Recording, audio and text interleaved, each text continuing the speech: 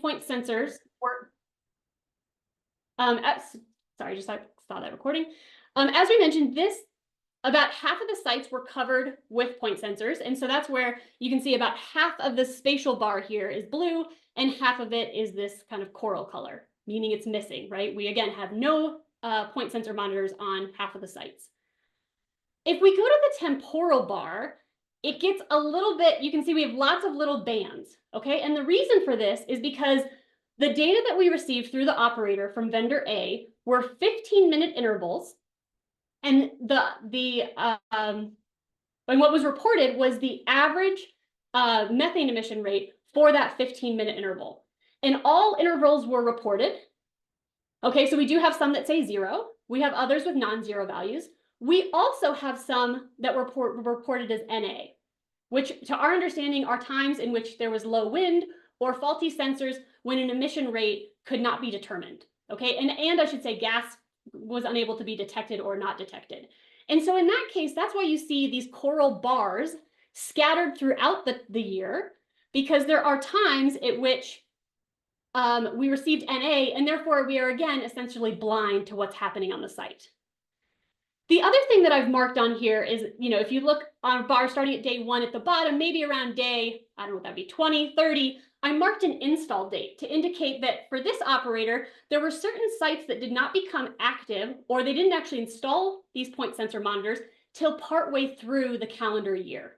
So we might only have 9 months of data, or 10 months of data, or in some cases 3 months of data for a specific site. And then finally, on the right-hand side, we have on the far right, we have the emissions rate. And you can see for point sensor networks, the reported limits of detection are really small. So most emissions would be in that observed, and we just have a small number or small fraction that might be unobserved through this technology. Now, the second point sensor network provider that we use provided 15-minute average emission rates again, when emissions were detected, and the rate was estimable.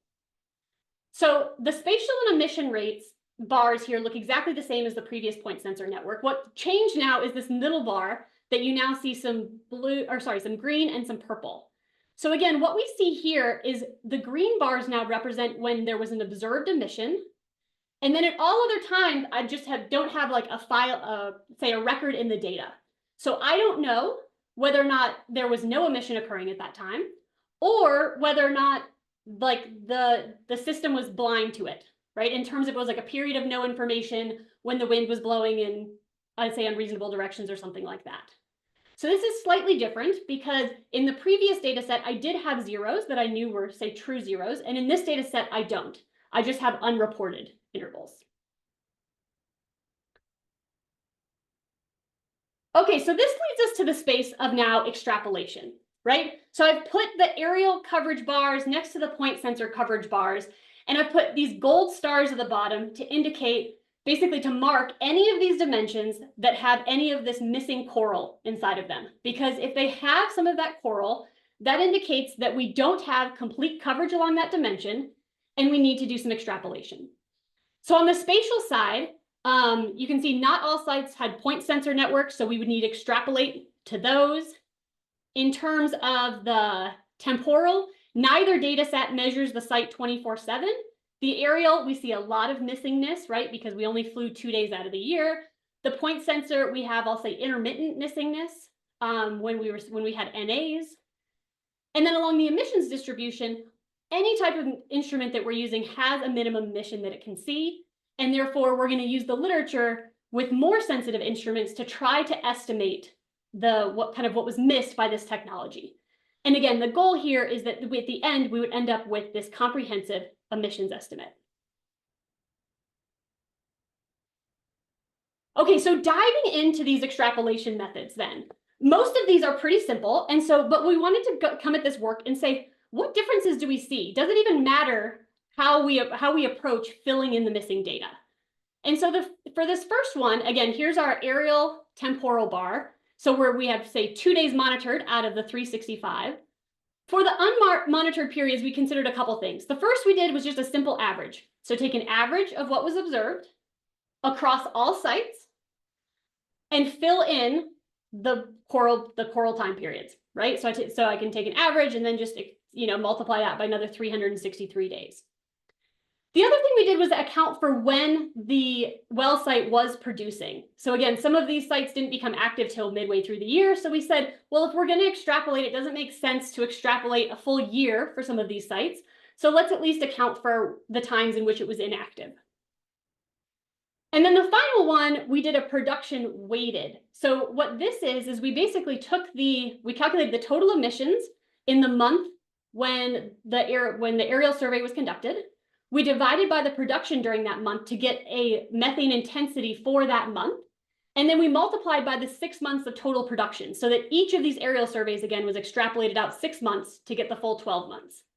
And the rationale here was that you can imagine if we had, say, production was steadily increasing for this operator, and if production drives emissions, which in itself would be an assumption in this method, then you can see that if we start at the beginning of the year, if we did our survey, say in January and June, maybe, if there were higher emissions, we had higher production, we would expect the emissions to have been higher in the later months. And so therefore we would see that when we scale up by the production number. Okay, so for the point sensor networks, we again have where there's two types of kind of missingness with this temporal extrapolation. We first are missing the time period before the install date, which is time we're essentially blind, right? And then we have these, what we call periods of no information, which I stole that from Will, from his great paper on that, where we have gaps in what we're seeing.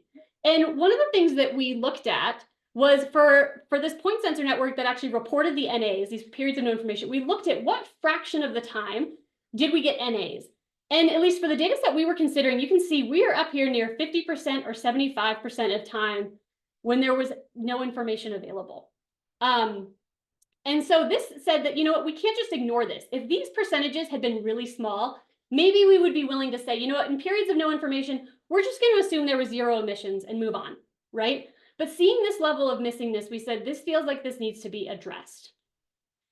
And so if we think about what this looks like, here what I'm showing is just a toy example of what these periods of no information look like. So the black line here are the observed emission rates for various 15-minute intervals for a single site, okay? And then what the colored bars represent what we can do during those gray bands of no information. So the first method we have here is just a sum the measure only. So we're going to assume that during the periods when we have NAs, again, there was no emissions. That's what this red line represents. A second approach would be to fill in with the average applied in aggregate. So this is the average across all of your sites. And we just said, okay, what fraction of time do we have observations? What fraction of time are we missing? We're going to compute the average across all sites and then just assume that number across all the missing intervals across all sites. So that's that green bar.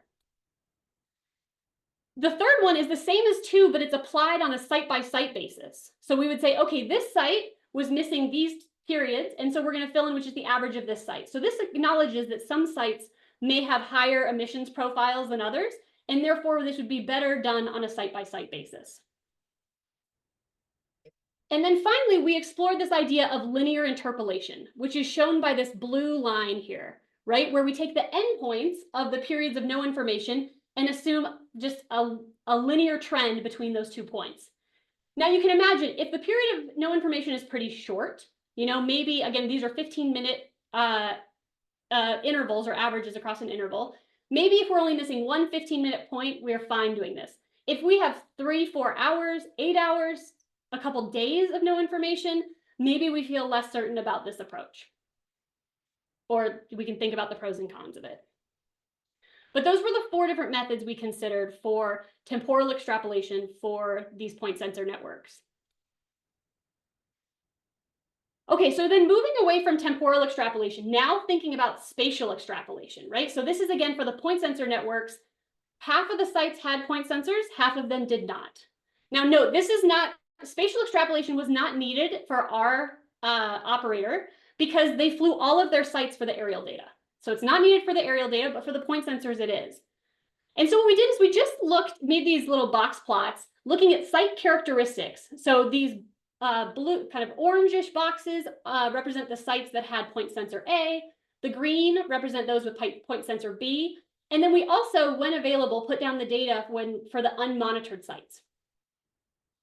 So what we see here is that for the detected emissions, we have slightly higher values for point sensor B. If we go to the right and look at the GHGRP reported annual emissions at the site level, we see that site B has the highest, probably reflecting just a higher complexity in those sites, more activity happening there. We can see it's lower for the unmonitored sites. And we see this again when we look at production and facility age. These unmonitored sites tend to be less productive and they tend to be older. And so this graphic itself is one reason that motivates us using more complicated methods than just say simple extrapolation where we take the number of sites that are monitored. So like in this case, we have 50% of sites are monitored with point sensors. We could compute the total emissions from those point sensors and scale up by 2. But we might imagine that actually that is an overestimate of our annual emissions for this operator because these sites that we're extrapolating to in that way had lower GHGRP reported emissions, again, have lower production and are older. So for spatial extrapolation methods, we considered 3 different approaches. First, we just did the average across all sites. So in this case, again, we get what's the pooled estimate of the emissions for all point sensor sites, and then we just extrapolate that, like I said, multiply by 2 effectively to the unmonitored sites. Then what we did is we looked at the average emissions by production strata of the site. So we broke down our sites into these 4 groups: inactive, with marginal production, mid-production, and high production. And we said, okay, for those that are unmonitored, we are going to use the average of the sites with point sensors in that group and just extrapolate that number to the unmonitored groups. And again, this presumably would be a very good approach, assuming that emissions and production are highly correlated. We saw, I would say, marginal correlation, at least in our data, between these things. Then finally, we tried a regression model where we regressed, again, the total annual emissions for a site based on the point sensor, based on the site's age, its production, its GHGRP emissions, okay? So this approach would allow you to acknowledge that, again, those unmonitored sites are older, have less production, et cetera, and we would learn from the observed sites what the relationship of these things is to do, I would say, more refined prediction for these sites that we don't have data for. Okay, so we've talked about temporal extrapolation. We've talked about spatial extrapolation. The last part that we have to talk about is what do we do for these undetected emissions? So these emissions that we think are small, that are below the detection capabilities of the technology. So for this piece, what we did is we pulled data from the O'Mara et al. 2018 and O'Mara et al. 2024 studies, where they combined site-level production sector emissions data with inverse activity data to build national emissions rate distributions. And the studies that these things were pulling from, a lot of them were using these more sensitive technologies. So these OTM 33A or similar methods, also some tracer flux and on-site measurements. And again, all of these are site-level measurements. And we restricted the data, or we subset the data to the other dry gas basins, because that's where our operator is located. So we restricted it there to acknowledge that emissions are different from dry to wet basins. And we then leverage this data to understand what is missing from our measurement data sets. So let me just pictorially show you what this means. So what I'm showing here is observed emissions from an aerial campaign for our operator, okay? And we can see we just cut it off here at 20 kilograms an hour. So if I lay on top of this the observed emissions distributions, again, site level from O'Mara 2018 and O'Mara 2024, you see this picture. And immediately what you notice is the large bar of red on the left-hand side. And I should be clear, these are non-zero emissions observations. Okay, so the zeros have been removed. So what this tells me is that based on the O'Mara data set, they had a large number of very small emissions, right? Less than 1 kilogram an hour, compared to what we were seeing that you can kind of see faintly in blue, or here again in blue, for in our aerial data. Okay. And so this suggests that, okay, yeah, we might be missing some of these really small emission sources. So what we did is we said, okay, we are going to take this full detection threshold of 3 kilograms an hour, which for the aerial provider was like their 90% probability of detection. And we just said, okay, anything above 3 kilograms an hour, we're going to assume that they detected. And then we're going to make the assumption that the fraction of emissions below 3 kilograms an hour should be the same, I'm calling it in both systems, meaning for our operator and for just the national data set that OMARA had collected for these dry gas basins. And so if we do that, and again, assuming that OMARA's data is complete, then we can quickly, do some quick algebra to compute the proportion of sites with undetected emissions.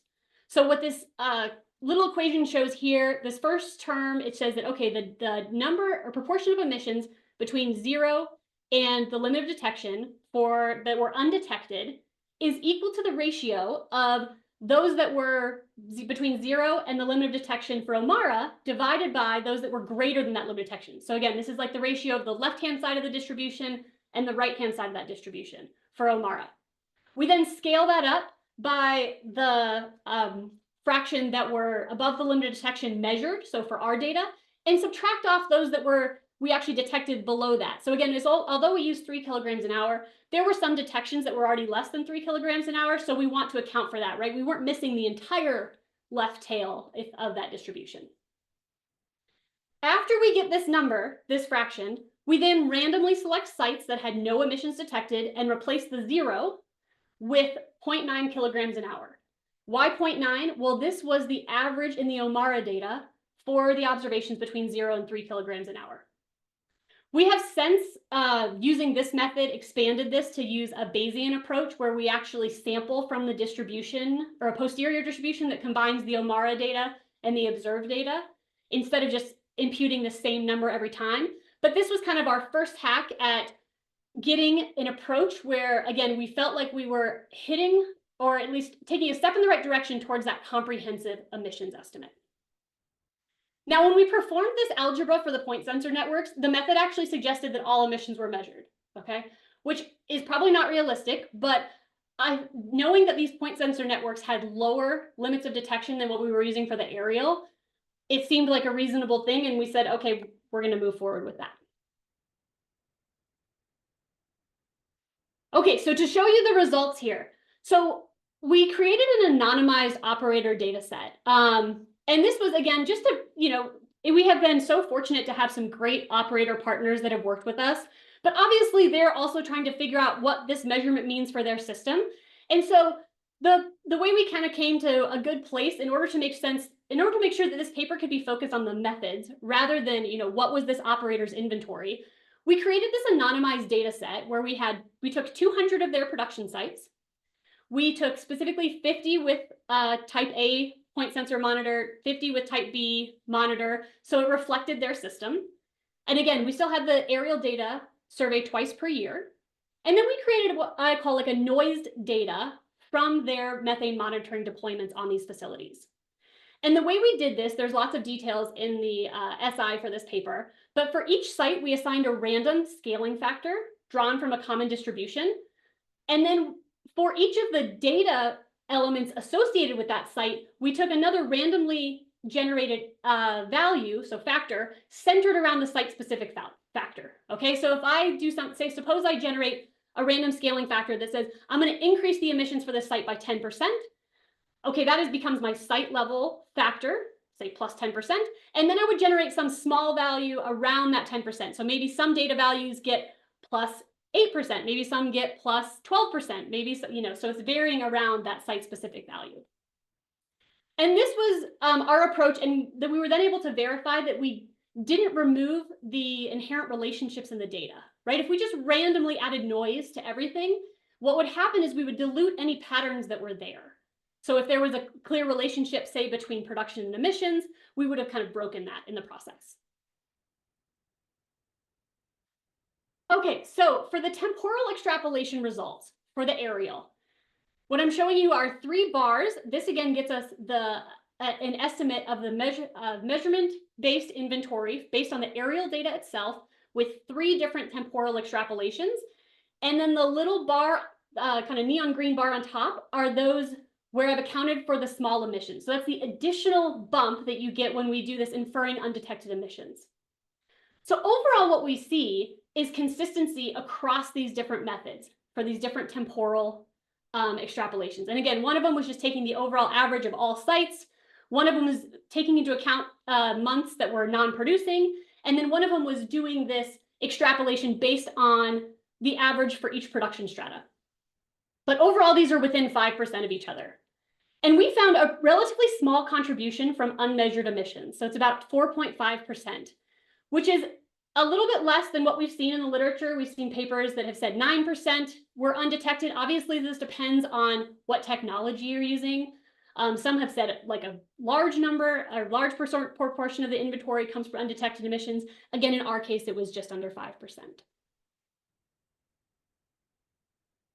So now speaking to the point sensor networks for these extrapolations. So what you'll see here again, we have 2 point sensor types, A and B, and then we have 4 different methods for filling in these periods of undetected emissions or periods of no information. One is to assume they're all 0. So obviously you can see when you look across these methods across A, this one on the far left would be the smallest because it just assumes anything that's missing is 0. The second one, the second grouping, fills in the average, again, applied in aggregate, so across all sites. The third one applies it on a per site basis, and then the fourth is that linear interpolation. Okay.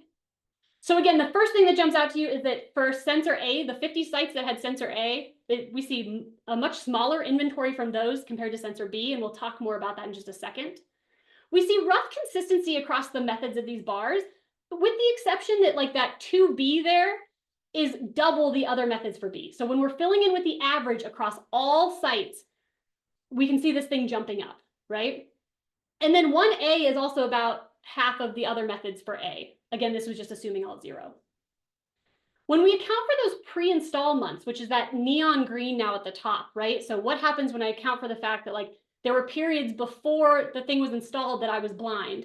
We see a relatively consistent impact for A, but we see that for B, methods 1 and 2 had much larger impact here. So let's dive in a little bit into why that is. So why did we see the inventory from B so much larger than A? Well, if we go back to this picture, we can see that B is really newer. If you look at the facility age there in the bottom right, the age of these sites is they're much younger. We see that they're more productive slightly, but they do have higher emitting facilities, at least higher emissions, both from what's detected and that which was reported to the GHGRP. Also, if we look at why B was so high, so on the right-hand side, what I'm showing you here is point sensor A, and across the bottom are the sites 1 through 50. And then vertically, what we're showing is what fraction of the time you have a reported value of either 0, or I should say either 0 or a non-zero value.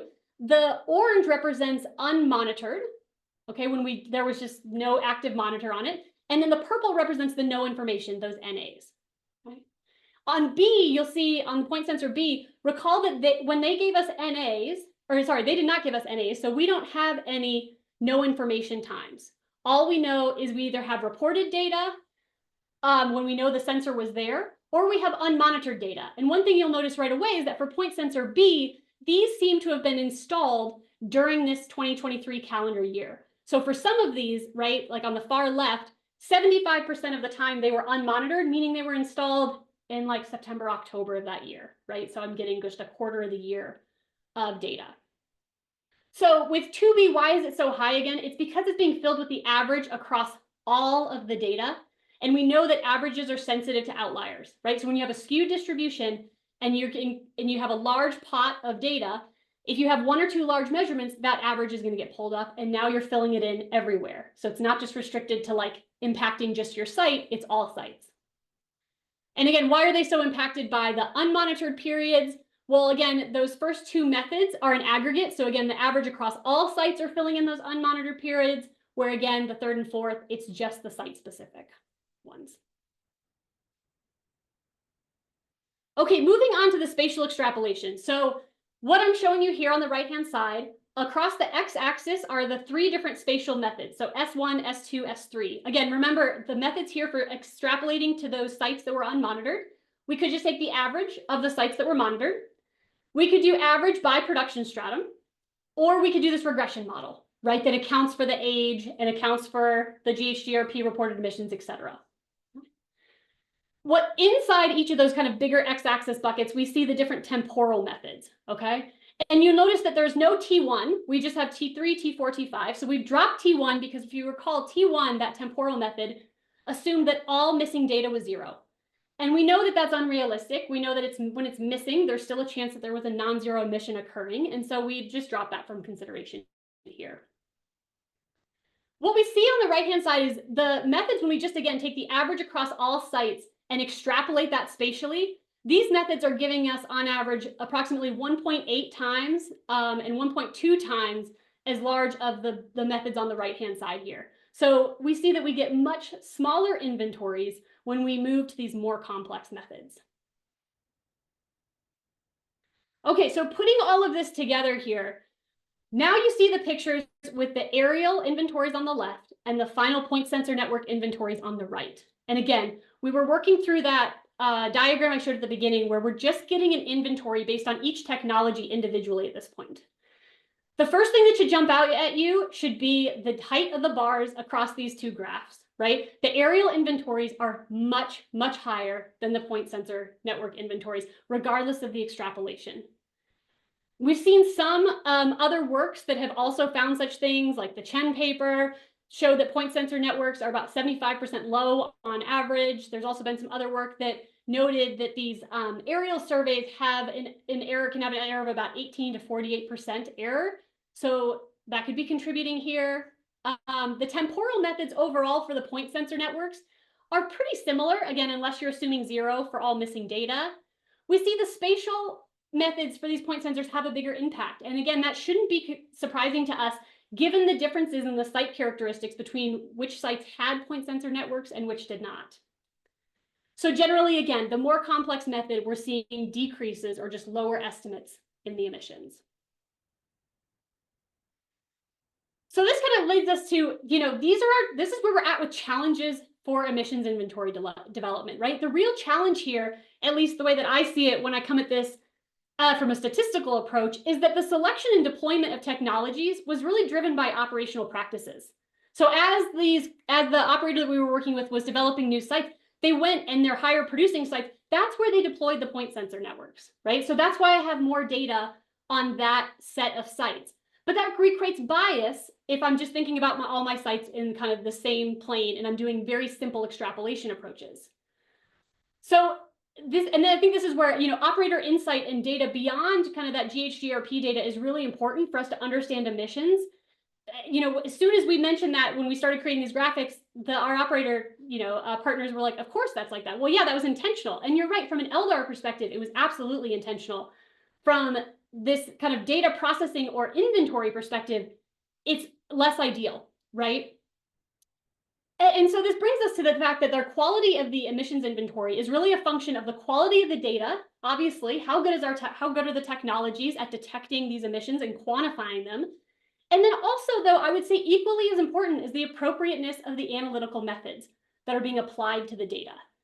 Extrapolation methods are necessary to develop credible, comprehensive emissions inventory estimates. Like, we can't get away from that, right? We don't have technologies that are seeing everything all the time of all sizes.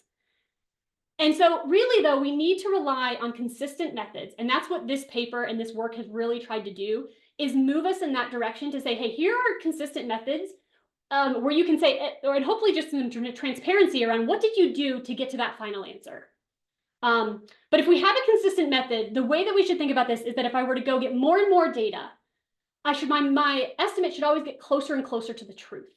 So I've seen some methods out there where there's kind of one-off assumptions, and the more measurements I take, the higher and higher my inventory gets. And I push back on that as, a data analyst and saying, like, then the methods that you're using to get a final inventory estimate are not right? We want consistent methods where, of course, there's variability in our estimate based on data. There's uncertainty, yes. But as you get more and more in data, we should hone in closer and closer to that truth. And again, hopefully have an unbiased method that we're working with from the start. So before I open up for questions, I just want to acknowledge the amazing project team. Again, I am one, but there's a huge group of people that were behind all of this work and helped put all this together. And so many of them are on the call and might jump in for questions if you ask something related to kind of the pieces that they led on this project, but just want to recognize my great team. And then, yeah, thank you. At the bottom here is the web address for the preprint in case you're interested in reading more. And I'll stop there. All right, awesome. Thanks so much, Billy. That was a really, really informative talk, and I think a really, really good summary of the challenges that go into putting these inventories together. So I appreciate it. We have maybe 11 minutes here for questions. So if you have a question, you can go ahead and turn your camera on or raise your hand, and I can call on you and try to balance that with questions in the chat. So let's go ahead. Elena,